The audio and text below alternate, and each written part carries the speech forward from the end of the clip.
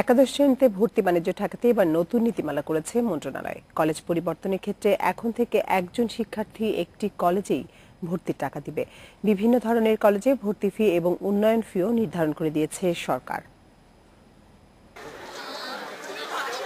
আগামী মাসে এসএসসি পরীক্ষার ফল ঘোষণার পরই শুরু হবে কলেজে ভর্তি প্রক্রিয়া। ভর্তি বাণিজ্য ঠেকাতে এরই মধ্যে নীতিমালার খসড়া চূড়ান্ত করেছে শিক্ষা মন্ত্রণালয়। এবারও ভর্তি কার্যক্রম অনলাইন ও এসএমএস এর মাধ্যমে করা হবে।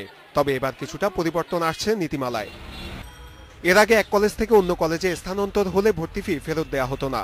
এ কারণে গত 2 বছর অনেককেই একাধিক কলেজে ভর্তি ফি দিতে হয়েছে। এবার অনলাইন বা এসএমএস এ আবেদনের সময় সর্বোচ্চ 10টি কলেজের নাম পছন্দের তালিকায় দেয়া যাবে। মেধার বিচারে পাওয়া কলেজ পছন্দ না হলে 185 টাকা রেজিস্ট্রেশন ফি দিয়েই স্থানান্তর হওয়া যাবে অন্য কলেজে।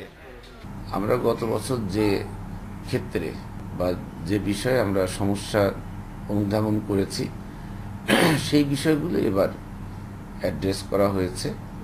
এবার বেসরকারি এমপিওভুক্ত কলেজের সর্বোচ্চ ভর্তি ফি 5,000 এবং নন এমপিওভুক্ত কলেজ 9,000-এর বেশি টাকা নিতে পারবে না। উন্নয়ন ফি বাবদ নেওয়া যাবে সর্বোচ্চ 3,000 টাকা। নীতিমালাটি যদি সঠিকভাবে আমরা বাস্তবায়ন করতে পারি তাহলে দেখা যাবে যে এবারের ভর্তি প্রক্রিয়াটা অন্য যে কোনো বছরের তুলনায় অনেক বেশি সহজ হবে, স্বচ্ছ হবে।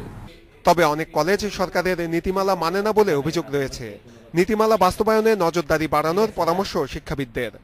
কেউ যদি সতর্কতার সাথে এগুলো মনিটর করে, দেখভাল করে, তাহলে অনেকগুলো লুপহোলস, অনেকগুলো লেকুনা, অনেকগুলো ফাঁকফোকর সেইগুলো কিন্তু সুরাহা করা সম্ভব। বোর্ড নির্ধারিত ফির বেশি আদায় করলে কলেজের স্বীকৃতি, এমপিও ও পাঠদানের অনুমতি বাতিলের হুঁশিয়ারি দিয়েছে শিক্ষা মন্ত্রণালয়। নূরে আলম, ইন্ডিপেন্ডেন্ট নিউজ, ঢাকা।